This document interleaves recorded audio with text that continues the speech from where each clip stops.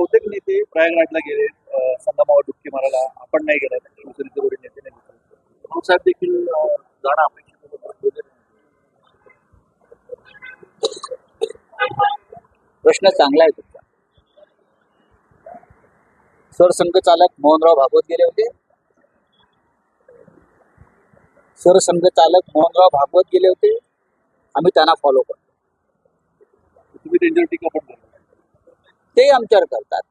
हिंदुत्व राष्ट्रीय स्वयंसेवक संघ असेल, विश्व हिंदू परिषद असेल, बजरंग दल असेल, सध्याचा भारतीय जनता पक्ष हा नकली हिंदुत्ववादी पक्ष आहे.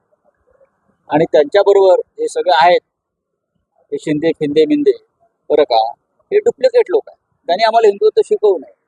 राष्ट्रीय स्वयंसेवक संघाचे सरसंघचालक मोहनराव भागवत यांना मी तरी प्रयागराजला जाऊन गंगेत डुबके मारून स्नान करताना मी पाहिलं नाही.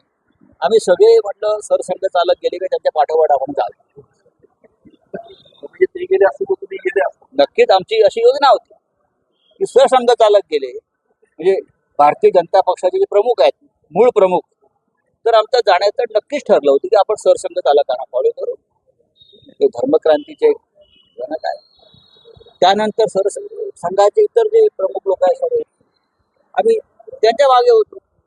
पण आम्हाला कोणीच दिसलं नाही जाताना. म्हटलं काय गडबड काय. त्याच्यामुळे तरीही आमच्यातले अनेक आमचे सहकारी पदाधिकारी प्रयागराजला जाऊन त्यांनी डुबके मारून ते आलेले आहेत. धन्यवाद. राऊत साहेब, एक शेवटचा प्रश्न. पीएम किसान योजनेमध्ये राऊत साहेब